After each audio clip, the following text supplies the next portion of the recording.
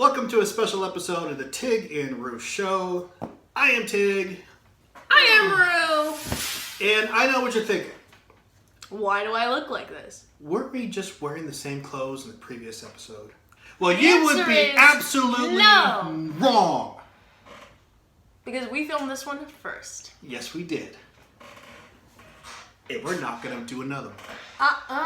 So you better just shape up. If you see anything else, you're wrong. You are hallucinating. Hallucinating. So I'm very excited about this episode because I was actually able to finish Avatar: The Last Airbender, and we're going to talk about that. All 3 seasons. I can't wait to talk about this this particular episode because my original plan was to watch season 1, talk about it, which we did. Season 2, watch season 2, talk about it, and then do season 3 and talk about it. But the show was just too good. He did not stop to wait for a second episode. I have a thing with cliffhangers. If the cliffhanger is done correctly, obviously it makes you not want to wait for the next season. The end of season 2 is so good.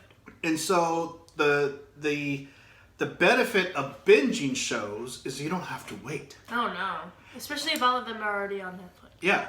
So you just move on to the next and you just get to see how everything turns out. So I'm really excited about it because I have a lot of things to say about this show. Hopefully I get to say everything because I always don't remember what I want to say when I say it. So hopefully we'll get to it. I also don't remember what I say when I say it. Right. So good thing we got it on recording. Exactly. And we also have a stenographer who's also taking notes. A cinematographer? Yes. So thank you very much. So anybody who wants any transcripts of the show, send us an email and we'll send you a complete transcript for the very low price of $50 plus shipping and handling. Very low. And your firstborn child. So Rumpelstiltskin, get out of your game. We in here now. We're taking over. We're the muscling in on your territory, you son gun. And we gonna look damn good doing it. That's right.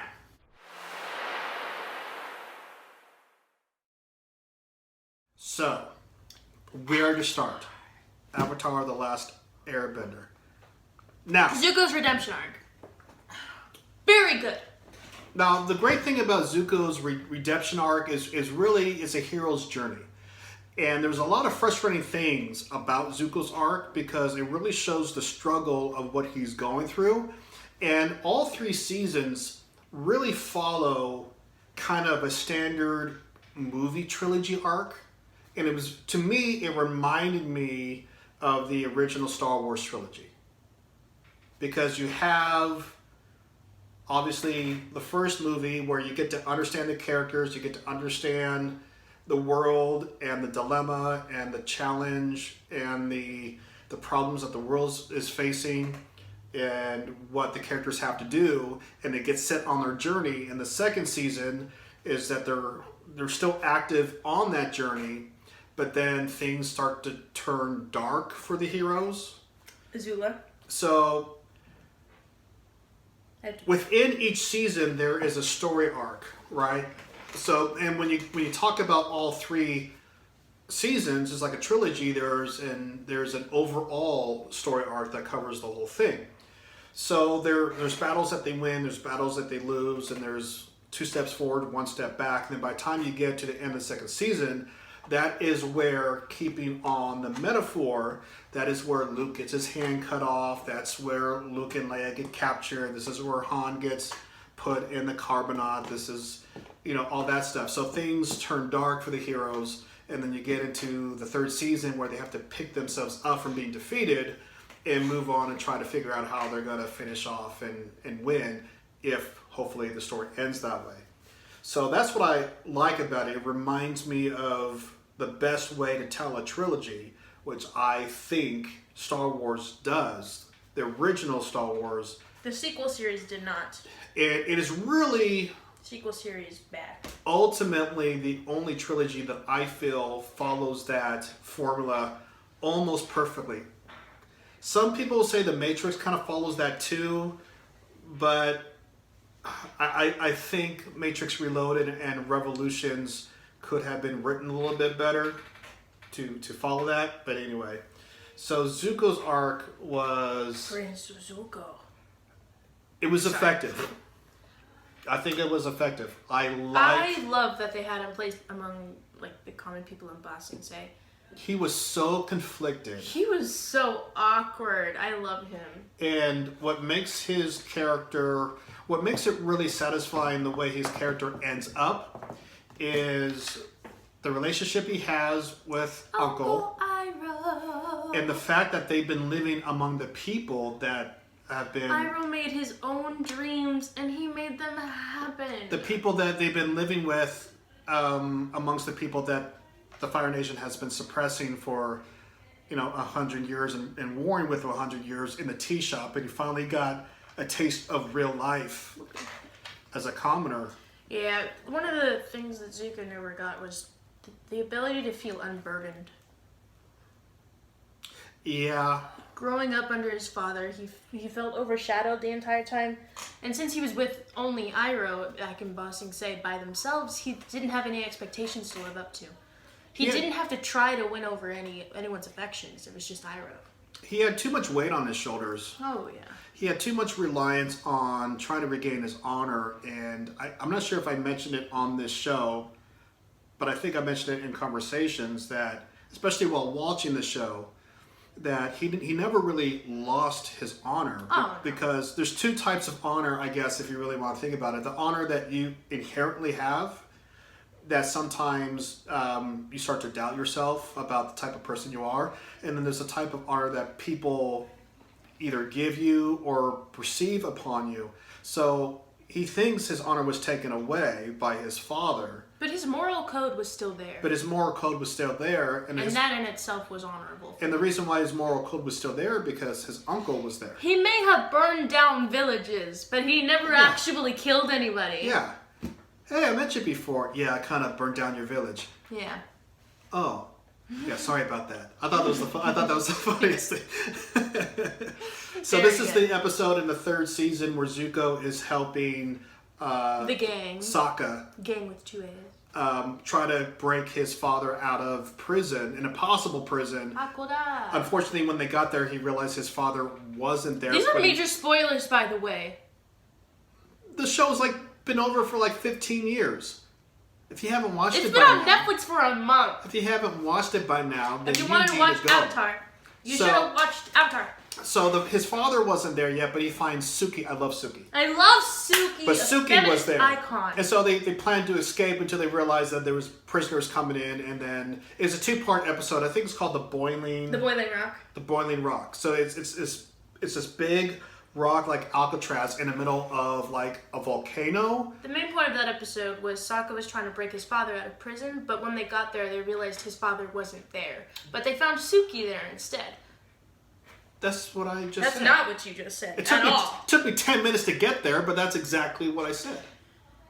It's not. So it's just Alcatraz like rock in the middle of a volcano that wasn't surrounded by lava, but boiling water. Yeah. So acidic water. So it might as well have been. Is boiling acidic? Yeah. You never saw Dante's Peak? What the fuck is Dante's Peak? It's a movie. It's like a volcano eruption movie. Right? Well, why am I asking you? I know I'm right. Yeah, it's a movie. Okay. It's with Pierce Brosnan and Linda Hamilton. Oh, Sam Carmichael.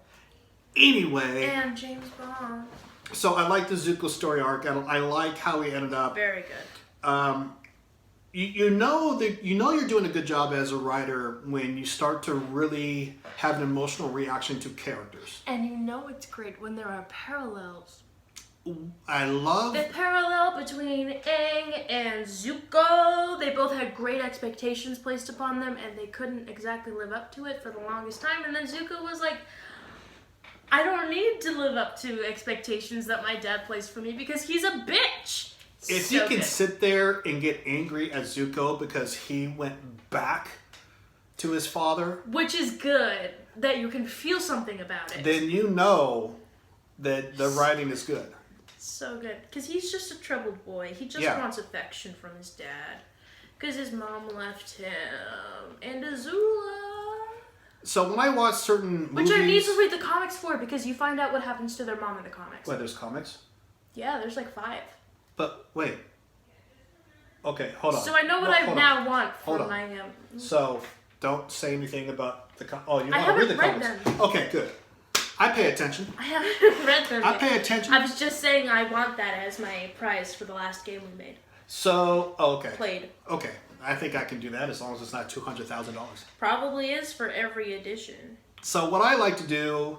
Every episode, every... Is when I watch movies and TV shows that I absolutely like, my brain is already working out certain details that I've been paying attention to. And so... There was one point, I can, Azula said... Oh, it was lit. When Azula was like, I told Father that you killed the Avatar. And Zuko was like, why'd you do that? She was like, what? You get all the glory.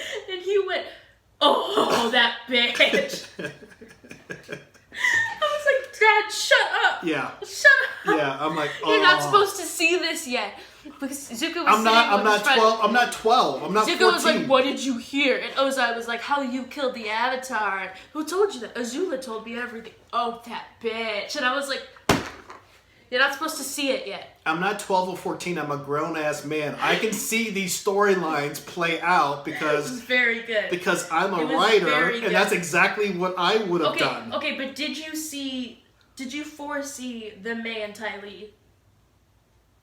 No. Yeah, that's what I thought. No. That's what I thought. I thought, and this is what makes Ty Lee. this is what makes this show, and I'm not going to call it a cartoon anymore. This is what makes this show so great. It's as much for adults as it is for kids. Is that they have reoccurring characters. Yeah. So they don't have throwaway characters like Ty Lee and Mai Tai. What's her name? May. And Mai Tai. And Microsoft. I thought these might be one-off characters, maybe for the first season that just gets thrown away. Well, technically second season. No, they come in when... They don't come in the first season. Yeah, they do. No, they do not. Yeah, Azula is not present in the first season. At all. Until the very last episode. The last 5 minutes. They are not in the first season. This is what happens when you binge. Unfortunately, everything gets blurred together. Okay, so I thought these were just throwaway characters. I didn't really think that these characters were going to be that deep. Yeah. And for the longest time, they weren't deep until later when they were on Ember Island. And the 4 of them, Zuko, Azula, Mai Tai, Microsoft, and Ty Lee. And Tit. When they're on the beach and you finally get some actual characterization behind why they are what they are, because Zuko's argument is you two are so shallow, you shouldn't have any say in anything, because he was having a tiff with Mai Tai. First of all, Zuko and May bad. I don't agree with that relationship. They really just went. However, emo. When she turned on Azula, that was awesome. That was very good. That was awesome. I don't like May, but I loved that. Yes. And then at the last second, Ty Lee joined. Blocked her chakras. Very good! Yes. So, I like the fact that there's reoccurring characters throughout this show. And one of my favorite reoccurring characters, Cabbage Man.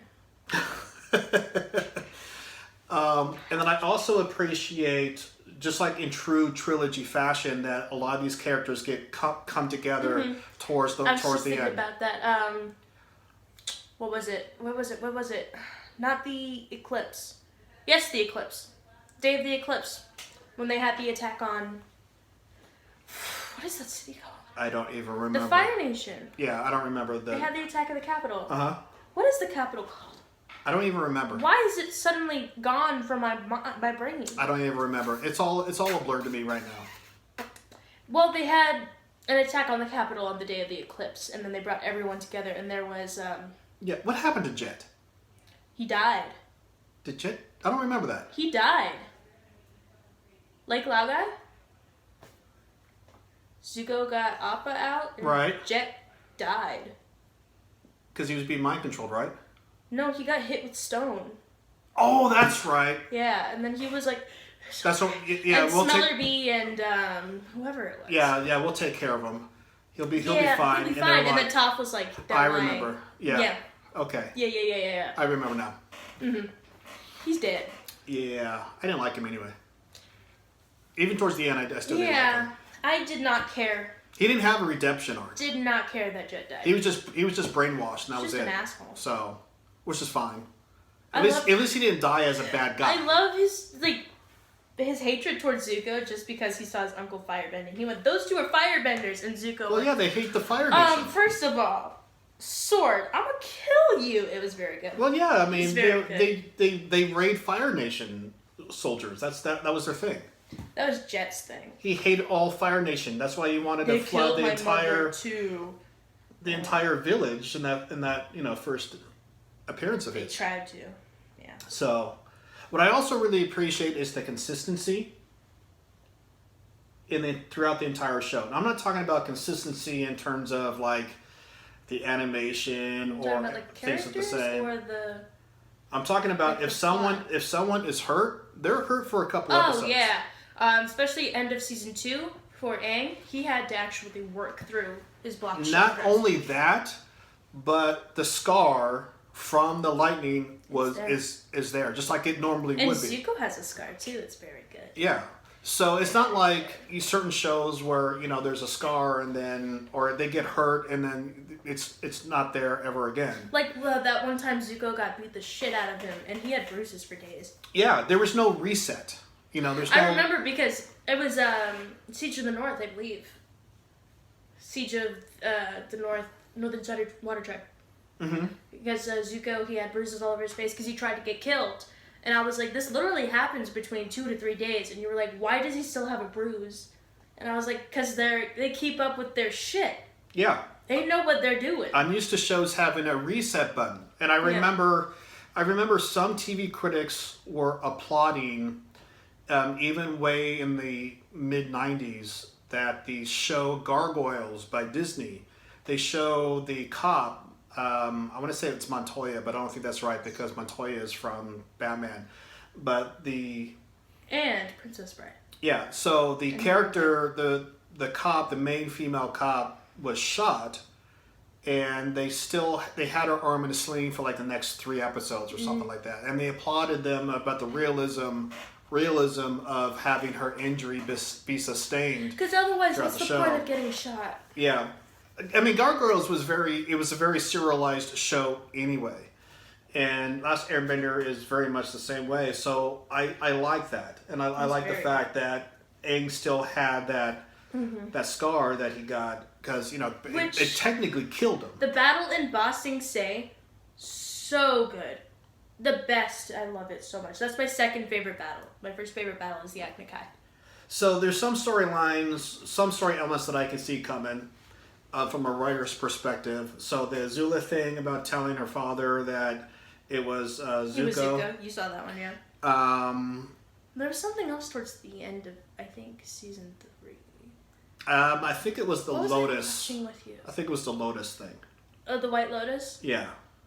I think so. Oh, it was towards the end where Zuko goes sees his father in jail. And he goes, "There's only one question I want to ask you." Oh, what you didn't see? Oh yeah. And I said, "Where's my mother?" I said, "Where's my mother?" And Zuko goes, "Where is my mother?" I'm like, "Yes." And then there was one that you didn't see where Iroh was fucking ripped. Oh yeah. See, when Iroh was in prison, and he was pretending he was crazy and feeble. And then they show him when the guards walk away. And then Serena Williams showed up. Love her. Yeah, and then they played tennis. It was nuts. Specifically Wii tennis, but it was like firebending version. Which, oh my god, never mind. So when he's working out, I was gonna talk about Legend of Korra. I thought it was just him trying to keep in shape, because when you're in prison and you kind of go through.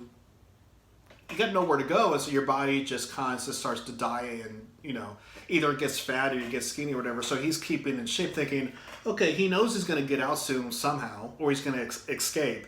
But I didn't think that when he sat up and took off a fake belly, threw it on the ground, and took off his robe, that he had like a 15-pack, man. I was like, oh, that man. I was like, oh, expletive. Absolute What? Expletive? Yeah, I said, oh shit. Expletive. I said, oh shit, you guys ripped!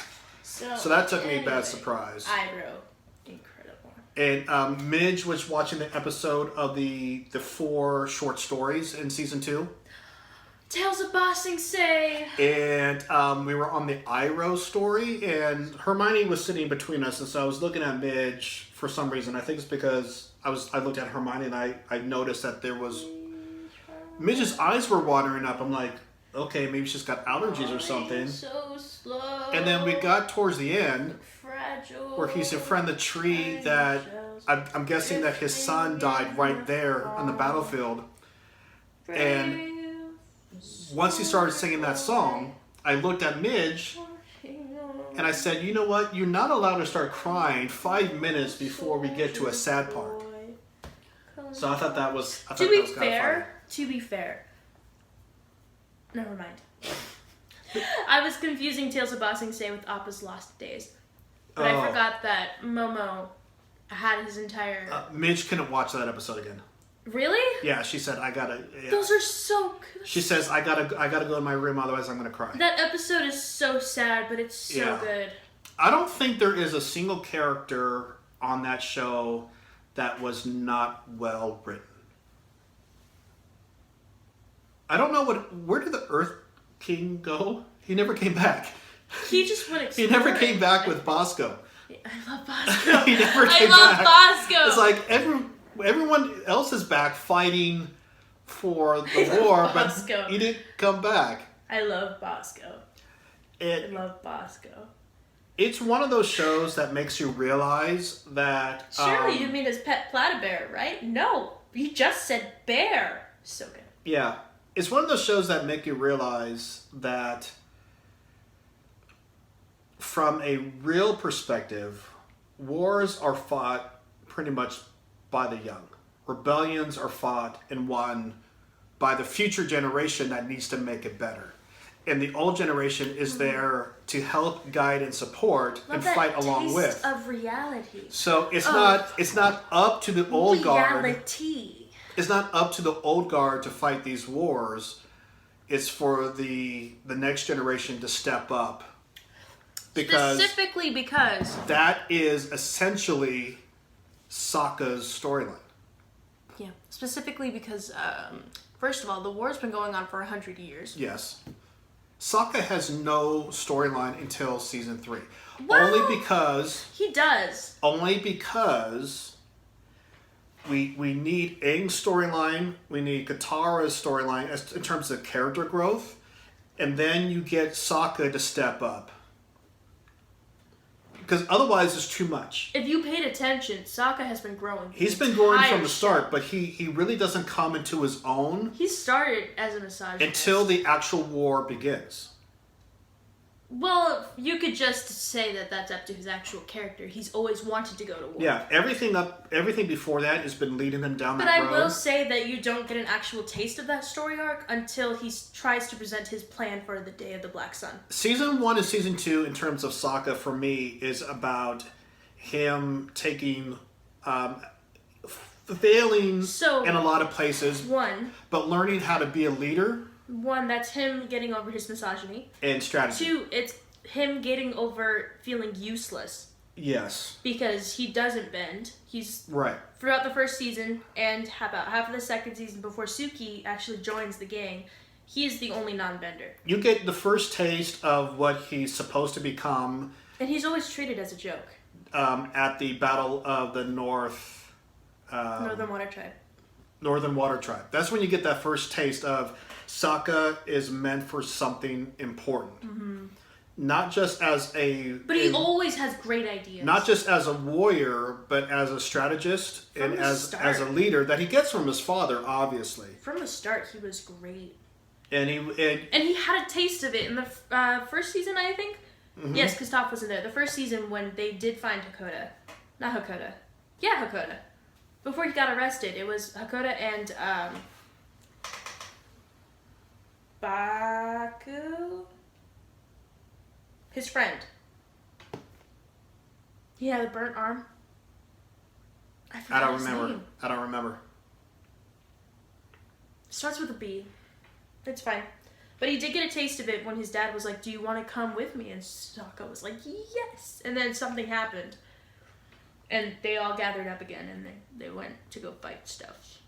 Yeah. But Sokka was ready. He's always been ready.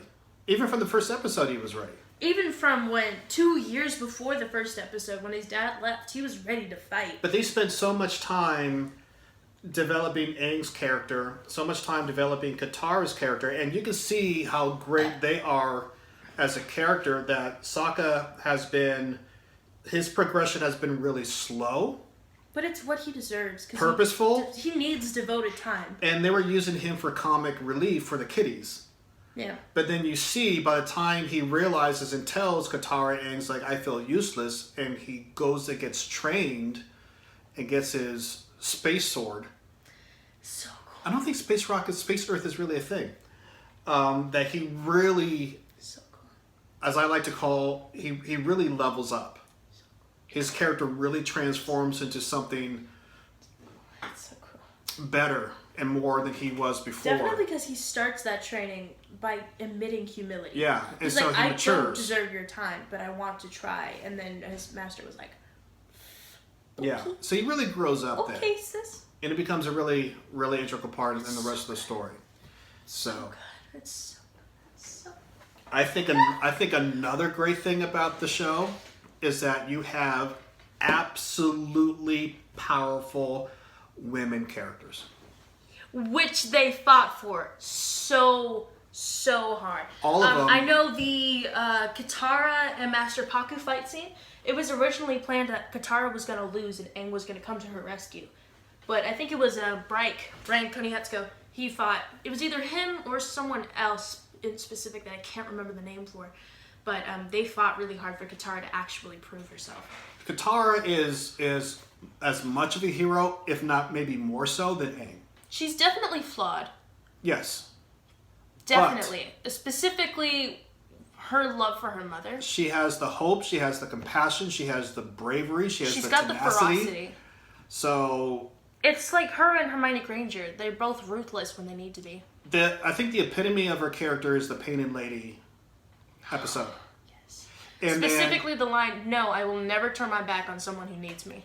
And then another crucial moment in her character is the puppet master, the bloodbending. Oh! Good! Not only does she know that she needs to not use it, but later First when of all, she she's had the terrified. then later when she actually did use it, she realizes that she's gone too far and she can't go further down that path. And so that was kind of a dark moment for her. And I don't know, for me, I had a feeling that Zuko, even though he didn't know that she could bloodbend, I had a feeling Zuko knew she wasn't really gonna get revenge on the guy. I think she just needed to. Okay. I think she just needed to face him and get justice rather than kill him. I think Zuko knew that. One of the main, fandom battles during Avatar: The Last Airbender is the fight between Katara and Aang and Katara and Zuko. I, myself, am a huge Katara and Zuko fan. Huge. I think they play each other off really well, and at one point they were supposed to be romantic interests because it's like an opposites attract kind of thing. But everyone's like, Zuko and Katara bring out the worst in each other, but also he brought her closure, and she helped him through so much. Typically, in typical storytelling, those two would have gotten together because of the connection they had, not only in the cave but also with the special water that she was going to use on his face. Yeah. That was going to be the moment. That was going to be the Han and Leia moment.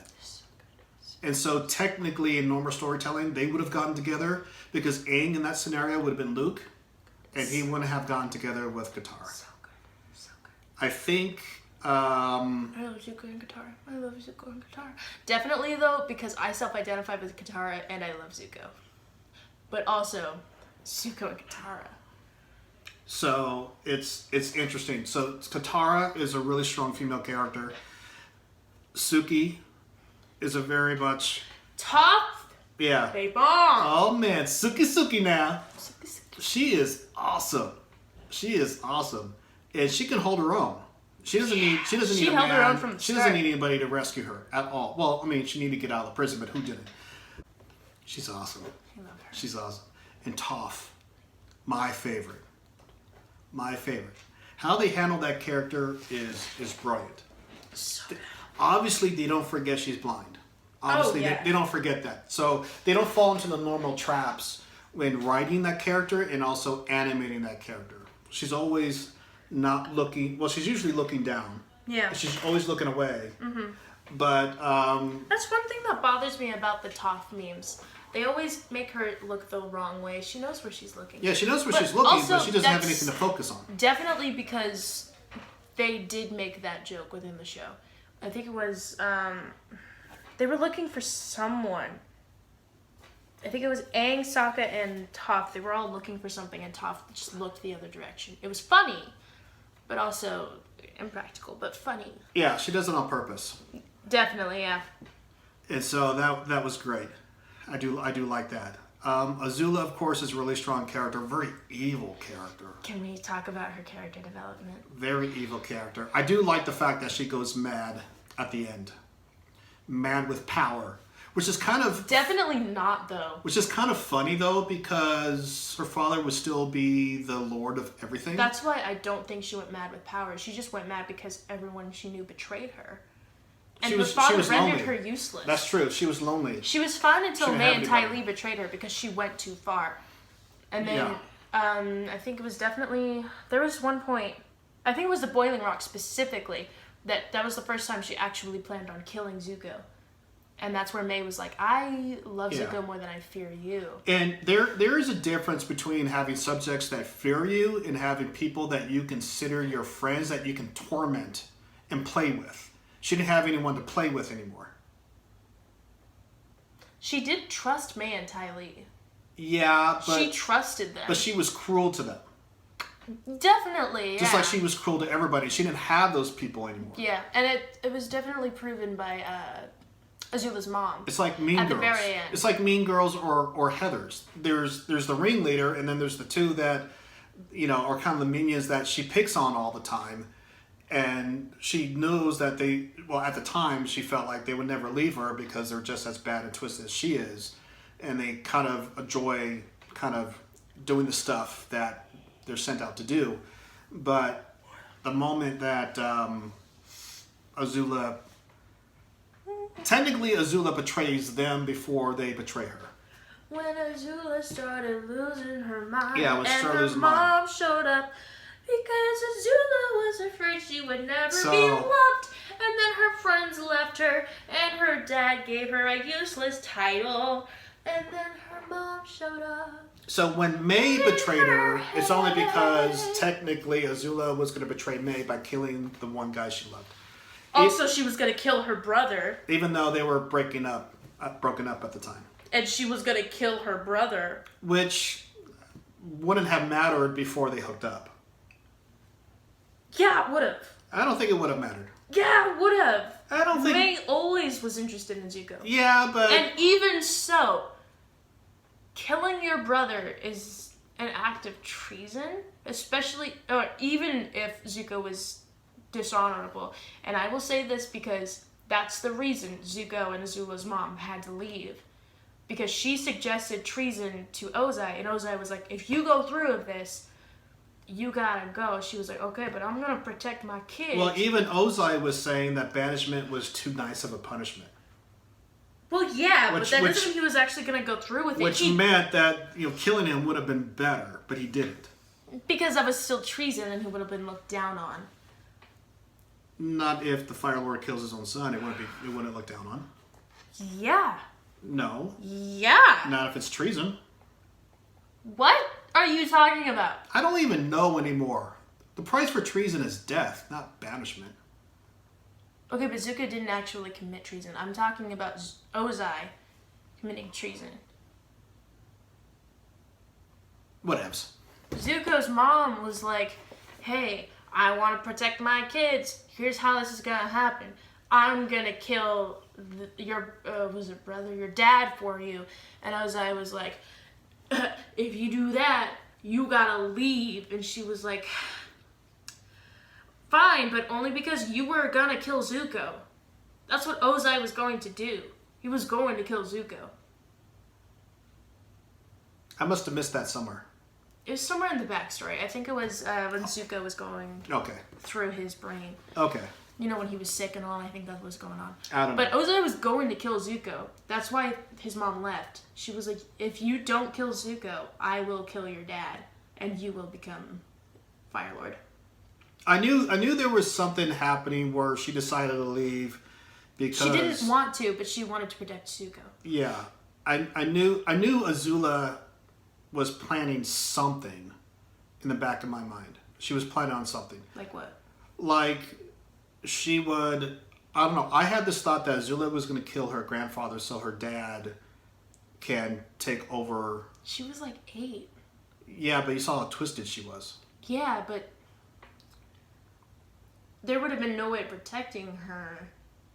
She would have committed treason. Yeah, I know, but... And she herself would have been banished.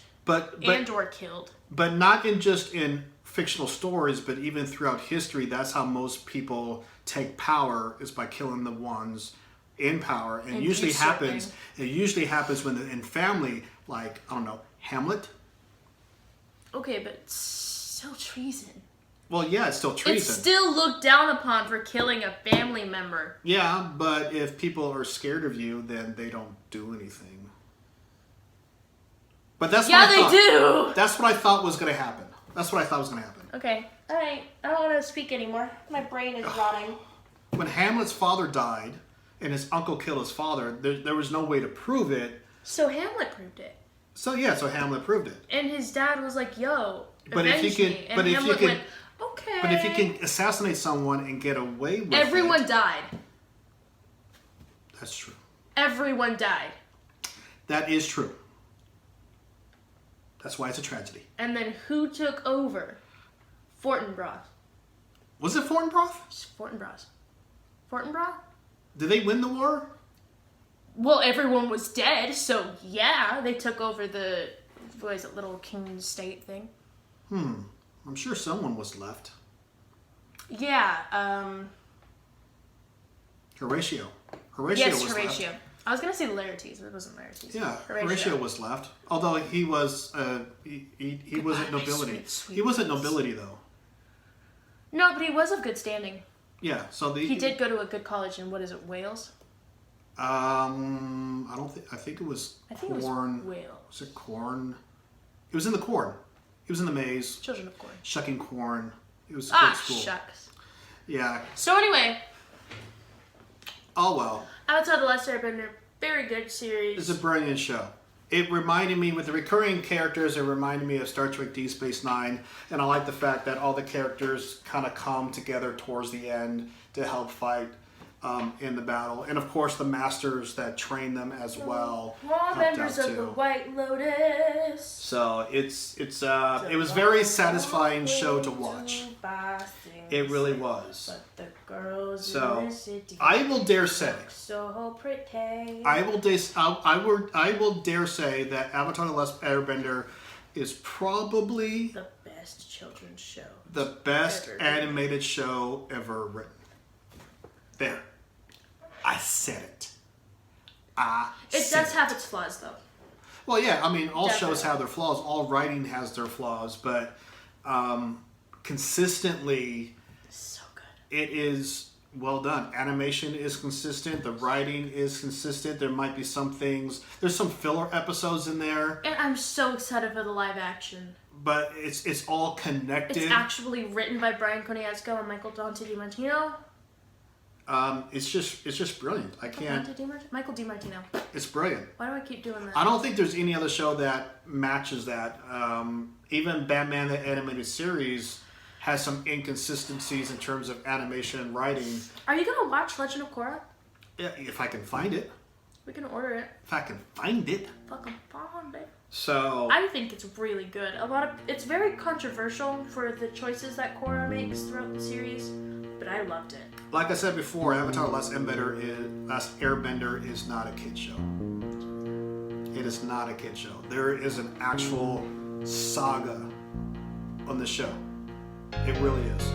So I thoroughly enjoyed it. I highly recommend it. I would watch it again. Graces. Maybe not like all the way through. I might just like watch a few episodes Maybe just watch it again. that are my favorites and stuff. We'll see you next time. Like us, share us, Worship us. You know. email us, tig-roo Tweet us. We don't have a Twitter. outlook.com, Facebook, Anchor FM, listener Etc. support, Wherever you sponsorships, Billy Joel. I'm not sure why I said Billy Joel, but Billy Joel. Yeah. I'm tapping out.